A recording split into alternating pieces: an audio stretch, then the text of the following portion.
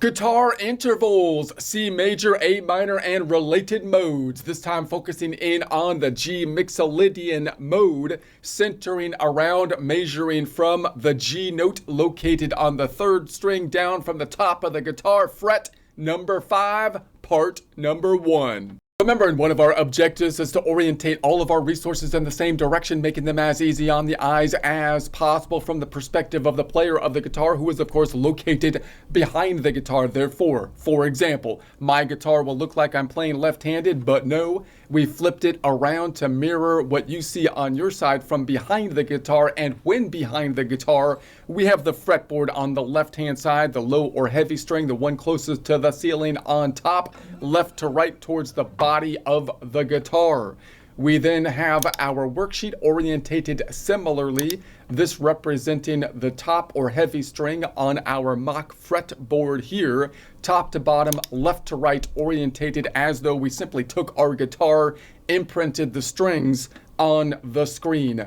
So now we're going to be looking at our intervals and orientating the intervals around this G note. So as we do that, we'll be looking at the same shape we looked at in prior presentations. However, we're going to be basically thinking of ourselves in the Mixolydian mode as we center ourselves around this G note. So we're just changing the perspective around the same shape, this different focal point around the same shape. So let's just do a quick recap in order to orientate ourselves on what we're doing. Remembering we started with the major scale or Ionian mode, same shape. So we have the same shape on the fretboard because we have the major scale or Ionian mode and all the related modes to them, which basically just mean that we're going to use a different starting point, a different focal point, a different tonic. So when we're up here, we chose to start on shape number 5 because that's possibly the most well-known, shape on the guitar. If you play it from A to A pentatonic 5 notes, it's going to sound like that. If you add the 2 extra notes, it's going to sound like that if you're going from A to A, which is often how many people learn it if you're learning it from this position, because that's kind of where it starts. But you could start it on a C, going from C to C, then you would be basically playing a major scale. If you went from D to D, you'd be playing the Dorian scale, and so on and so forth. We can learn this shape multiple different ways from multiple different perspectives. The 3 major ways would be we actually just memorize the shape. So I could just memorize this shape and say, well, I know that shape represents the C major scale and related modes, and then I can shift it up and down for other major scales and related modes. Or I can basically use my formula of whole, half steps and so on from each point, noting that formula will then change depending on our starting point. We typically learn first from the major position, and then we can adjust the formula as we start from a different position. And then we can also learn it from intervals around the focal point, the root or tonic, which if it was the C major, we would be looking at every note as it compares to this tonic. And then if I go to the next shape down, the D, then I can recreate this same shape, but now measure everything as it's compared to the D note, which means we'd basically be playing Dorian. From a practical standpoint, what does this do for us? It allows us to see the notes in a shape basic format for the major scale and the related modes. And if I know the major scale, most people start to memorize what they can then do in terms of chord creation, meaning, can I convert these notes into a major or minor chord? We start to memorize that the 1, 4, 5 convert into major chords, meaning they have a major third. The 2, 3, and 6 can be converted into minor chords, have a minor third, and the 7th is the Locrian, has that flat 5th in it. So that's really helpful for chord creations and building songs and whatnot. But we can also, if I go to the Dorian mode, for example, it gets a little bit more confusing. I know the notes are all the same, but I might not be able to pull up which relative position builds a major or minor chord if I make the 2 note now the 1 note.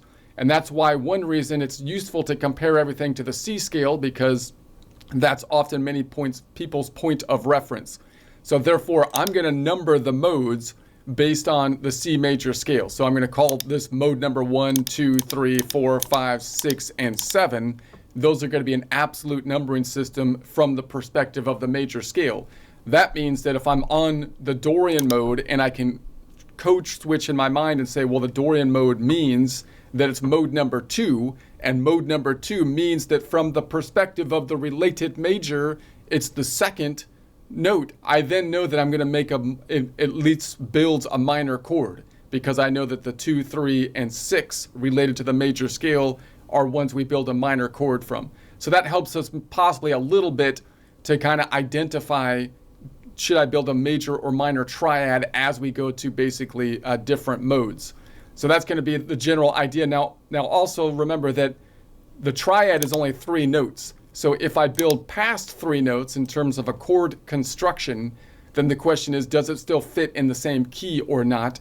And in order to know that, we basically kind of have to know the full modes and the differentiation between the modes, which is another thing that this exercise will basically work us on doing. So the general idea would be that I would like to know the intervals for the major scale, and then possibly the intervals for the related minor scale, and then all the other modes are going to be 1 interval difference from the related major or minor scale. So that's going to be the idea now. So now we're on a Mixolydian mode, which is from a mode, if I name the modes based on the relationship to the major scale, it's the 4, right? Because it's the 1, 4, 5. That means I know it's a major mode because the 4th note in a major scale constructs a major chord. And if it constructs a major chord, it's also a major mode, both being defined by the fact that it has a major third as opposed to a minor third. So we're going to say, all right, it's a major mode, and that means there should only be 1 interval difference between the Mixolydian mode and the major scale. So I can easily convert between a major scale and a Mixolydian if I know what that interval is, and I can just shift that interval, which is one way that I can adjust my shape over here, right? I can look at my shape and say, I know this shape one way, maybe in Mixolydian, right? And then I can convert it to G major by basically just shifting that interval. So, and on the Mixolydian, it happens to be the 7th, which is really important a lot in American music, because American music often has the flavor of the flat 7 as it's kind of one of its defining characteristics, at least in my opinion. So that means this is a really, popular mode because it's kind of like a bluesy type of mode. It gives you that tensiony sound with the flat 7. So let's go over the major scale intervals, and then we'll go over the Mixolydian intervals. So we've got the major scale has the perfect first. They all have a perfect first.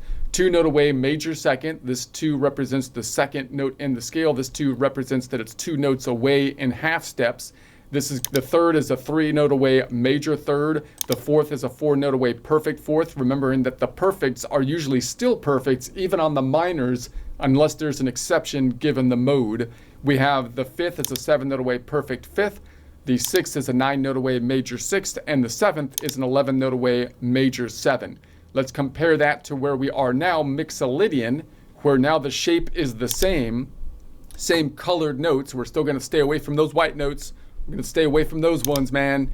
But unless we want to add a little bit more color into it, a little bit more flavor, and into the scale that we're in. But we'll talk a lot about that later. So on the Mixolydian, we're now making what was the 5. I'm going to call it mode number 5 because it's relative 5 position to the major scale. And I'm going to say that then it has a perfect first, which is now a G, a 2 note away major second, which is the same distance, but now from the G as opposed to from the C, has a 4 note away major third. That's what we would expect in a major mode, as we know it is, because the Mixolydian is the 4 note of the related major scale, and the major third, or the third in general, is the defining factor between a major and minor. We've got a 5 note away perfect 4th, which is the same typically for most major and minor constructions. We've got a 7 note away perfect 5th, which is again the same generally for both. Hopefully I said 5 note away perfect 4th and then a 7 note away perfect 5th. And then we have a 9-note away major 6. And then finally, we have the distinguishing interval. So this is the only thing that's different between the Mixolydian mode and the major or Ionian mode. And that's going to be a 10-note away minor 7. So this interval is really an important interval to note then, because note the minor 7 is there, a 10-note away minor 7 as opposed to an 11-note away major 7 is actually kind of more common through all the modes, because it's there on all the minor modes, right? Well, is it more common? Yeah, I think it's there for all the minor modes, and the Mixolydian mode has a minor 7. So that's what makes the Mixolydian a little bit closer than to a minor mode in that way, because it has that distinctive minor 7. That also means it doesn't have that half step going home. So that leads to a couple things, because whenever I'm in a minor mode, one thing you can always do is add that half step in to give you a leading tone home. So this one doesn't have that. It's got that minor 7, which is cool, but then you can always add the leading tone if you're going home. And that's one distinctive factor that you can kind of put into it. And then so that's just, and then of course you also have the fact that it has a minor third. It has a major third, but you can kind of play with that and make it a minor third, going back and forth between the major and the minor, and that's kind of like the blues note for it as well, so that you can play around with that. But in any case, let's go in, and now we're going to measure around this G here. So we're just going to measure the intervals around this G. All right, so let's do it. We're going to start with let's start with just the octaves. So let's go up first. So if I go up, so now I notice I have 2 strings above it. So this whole measurement is going to be a little bit different, because we've been measuring before from a top string or the one down. We haven't been able to go up 2 strings unless we go around the bottom of the guitar in prior presentations. So let's say that we go up 1 string. So we're going to say we count the distance. It's going to be, I'm going to call it -5. There's a 5-note distance between the strings, except in the fault line down here. 5, and then -4, -3, -2, -1, and 0 or 12. So that means, let's count it up here, -5, -4, -3, -2, -1, or 0. So from here to here, same. So that's the octave right there. Actually, it's kind of like the same note, but I'm going to say that, I'm just going to look for all the G's that are reachable around basically this pivot point. All right, and so that's good. So that means that if I go down 1 string, the octave is always going to, if I go up 1 string, the octave is always going to be 5 frets forward unless I cross the fault line. The only time I could cross the fault line is if I'm on the G string. So if I was on the G string, then it's been pushed up. So then if I go up, it's only going to be 4 frets forward. So the rule will be, if I go up 1 string, the octave is always going to be 5 frets forward unless I cross the fault line, which only happens on the B string, in which case, because this whole tectonic plate was shifted forward, it's only going to be 4 frets forward. Okay, so then let's go 2 strings up. So if I go 2 strings up, it's going to be -5, -10, and then -11 and -12. That's how I typically count it. So that's possibly the most common interval, but most people probably measure it more from top to bottom, and it might be less easy to see when you're going from here up. So we want to be able to see it both ways. So if I count it, it would be -5, -10, and then -11, -12. So there's the octave. So that is nice. And so that means that if I go up 2 strings, the octave is always going to be 2 frets back unless I cross the fault line. And I would cross the fault line if I'm on the bottom 2 strings, right? So if I was here, oh no. If I was down here, then because this all shifted up, it's going to be back another one. And if I started from here, then it's going to be back another one. Those are the 2 possibilities where I would start below and then go up, and it would cross the fault line. So that means that if I go up 2 strings, the octave will always be 2 frets back unless I cross the fault line, which could happen on either of the bottom 2 strings, the ones closest to the floor, in which case if I go up 2 strings, the octave will be 3 frets back. Okay? And then let's go down to the next one. I'm not going to say okay anymore. I'm not asking for approval here. I'm telling you how it is. That's how it is, man. Okay? Is it okay if that's how it is? It doesn't matter if it's okay. That's how it is, man. It is what it is. I don't need to, whatever, if people think it's okay or not. I don't even care, because it is what it is, dude. All right, let's go down. If I go down 1, it's going to be 5, 4, 3, 2, 1, and then 0 or 12. I can count here. 5, 4, 3, 2, 1, 0 or 12. So there's that. So that means that if I go down 1 string, the octave is always going to be 5 frets back unless I cross the fault line, which is only possible to happen if I'm on the G string, which would be over here, in which case, because now I'm going down, down, and below, this whole fault line moved up, so it got pushed forward. So if I go down 1 string, the octave is going to be 5 frets back unless I'm crossing the fault line, which only happens on the actual G string, in which case, when I go down 1 string, the octave is 4 frets back. Okay? Okay, no, don't say okay.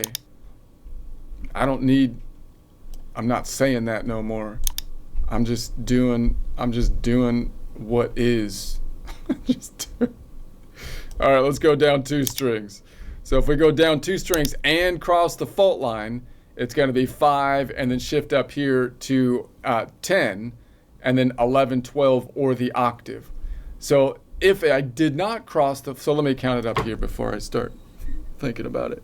It'd be 5 and then shift up here to 10, 11, 12. All right. Now, if I didn't cross the fault line, what would it be? If I was like up here, it would be, if I go down 2 strings, it would be 5, 10, 11, 12. So the rule would be, if I go down 2 strings, the octave, which is possibly the most common one that people know the best, right, is going to be 2 frets forward. I'm still saying right. It's going to be 2 frets forward.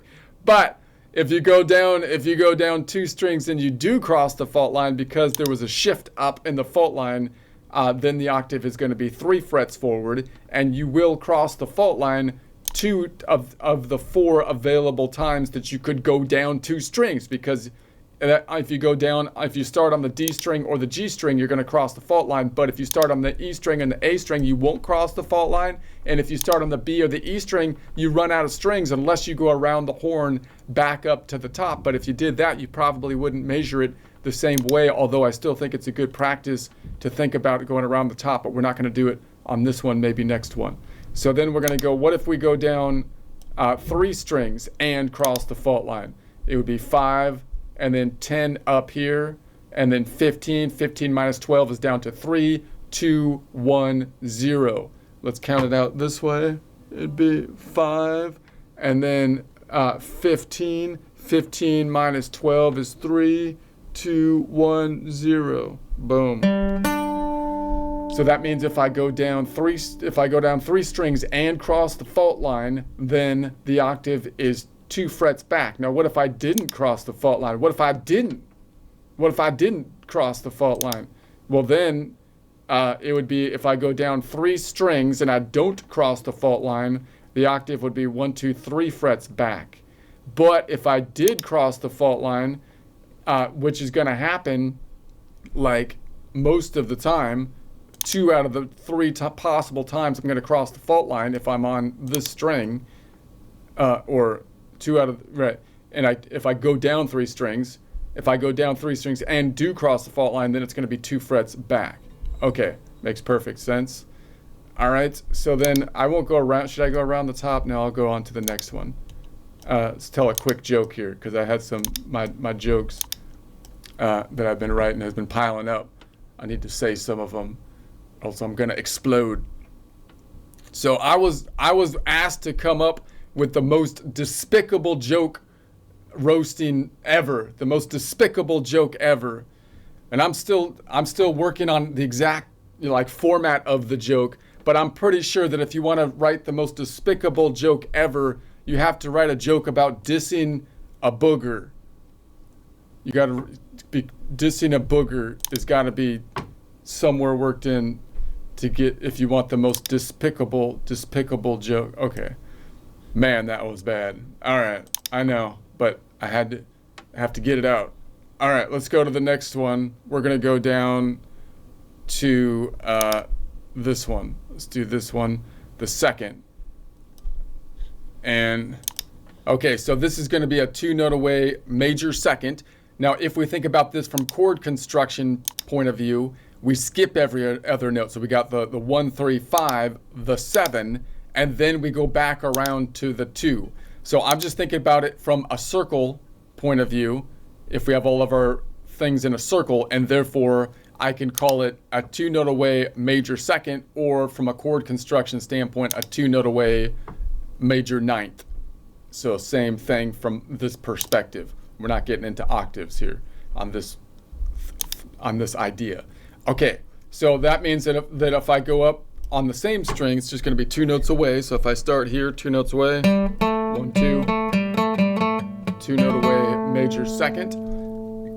And then if I go up a string, we're looking for the A. So we're going to go up a string. So that's going to be -5, -6, 7, 8, 9, 10. Why is it 10? Because if I go up a string, the distance is going to be the inverse distance. So I have to say, if I'm going to go up a string and I'm looking for a 2-note away major second, 12 minus 2 is 10. So I'm looking for a distance of 10, which would be -5, 4, 3, -5, -6, -7, -8, -9, -10. Therefore, if I went from like this A, which is open, to the G, down, A to G, that would be a 10-note away, which would be a minor 7. The inverse of that then, from G to A, would be a 2-note away major second. Therefore, if I go up one string, the 2-note away major second is always what happened? The 2-note away major second is always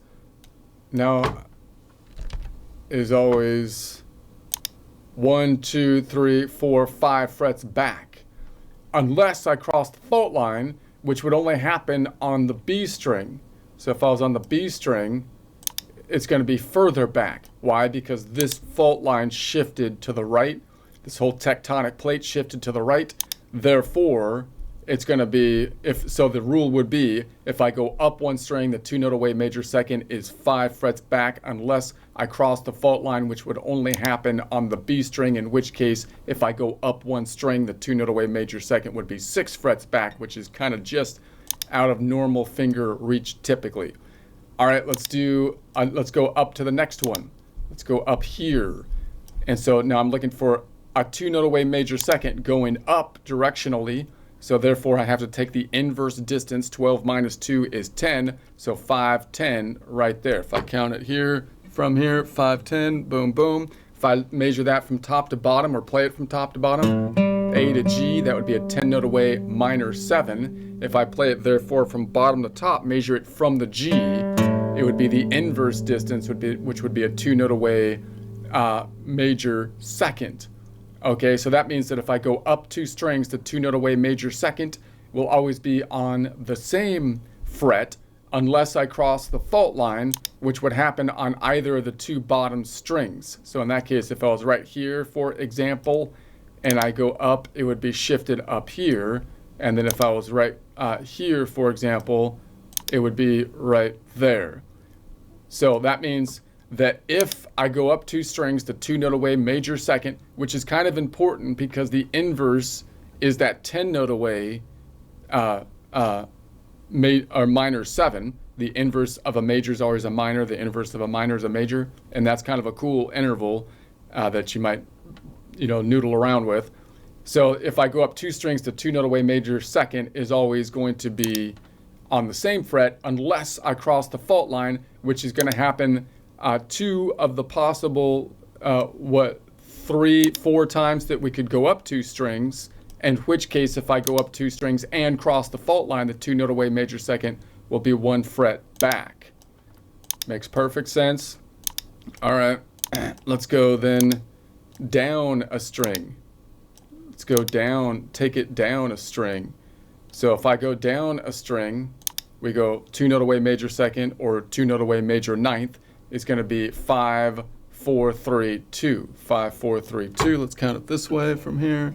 So 5, 4, 3, 2. Boom. So if I go down a string, the 2 note away major second will always be 1, 2, 3 frets back. It's going to be 3 frets back unless I cross the fault line, which is going to happen over here, in which case it's only going to be 2 frets back. So when I go down a string, the 2 note away major second will always be 3 frets back unless I cross the fault line, which could only happen if I'm on the G string, in which case if I go down 1 string, the 2 note away major second will only be 2 frets back. Okay, let's go down to the next one, 2 note away major second up here. So this is going to be 5 and then up here to 10 and then 11, 12 or 0, 1, 2. So let's count it up here. We go down 5 and then shift up to 10 and then 11, 12 or 0, 1, 2. So boom, boom. So if I go up then 2 strings and cross the fault line, the 2 note away major second will be 1, 2, 3, 4, 5 frets forward. If I don't cross the fault line, which is I wouldn't cross the fault line by going 2 strings up if I was here or here on the E or A string, in which case, for example, if I was here and I went 2 strings down, 1, 2, the 2 note away major second would be here. So if I go down 2 strings, then the 2 note away major second will be 1, 2, 3, 4 frets up unless I cross the fault line, in which case it's going to shift this tectonic plate up. So therefore, if I go down 2 strings and cross the fault line, the 2 note away major second will be 1, 2, 3, 4, 5 frets forward. All right, and then let's go to the next one. That wasn't a question when I said all right. I said all right, like it was like a statement. I wasn't asking if it was all right there. I was saying, all right, let's go to the next thing. All right, here we go. This is what we're doing now. So now we're going to go, let's go down, we're going to go down 3 strings. So now we're going to say 5, up here goes to 10, and then 10, and then 15. So 15 minus 12 is 3, and 3 minus 1 is 2. Let's count it up this way. So if I'm here, we're going to go, this is going to go from 5 and then shift up here to 10 and then 15. 15 minus 12 is 3, minus 1 is 2. So that means that if I go down 3 strings and cross the fault line, the 2 note away major second is on the same string. If I didn't cross the fault line, which would happen on up here, let's say, and I go down 3 strings, then it's going to be back here. So if I go down 3 strings, the 2 note away major second will be 1 fret back unless I cross the fault line, which is going to happen most of the time because it would happen on the A or the D strings if I started there, and then the E is the only time it wouldn't happen. So if I go down 2 strings and cross the fault line, the 2 note away major second would then be on the same fret. All right, makes perfect sense. Let's try another joke here. Honestly, I don't think Mickey Mouse and their corporation of Mickey Mouse there knows even what an IP is. They don't even know what an IP is, I feel like. And they keep buying them without Mickey even knowing what they are, because every time they buy a new IP, which is supposed to stand for intellectual property, you just end up with Mickey throwing it in the urinal and then dancing around singing IPP, IPP, and then and then you ruined it. You paid millions of dollars for the IP. Someone needs to educate Mickey on how to treat an IP, for crying out loud, people. Okay, that wasn't funny. Kind of true, though. That's how Mickey treats IPs. Other people's intellectual property, but they pay. I don't know. Anyway, should we go on to the next one? The next one's going to be the 4-note away major third. Let's save that for next time.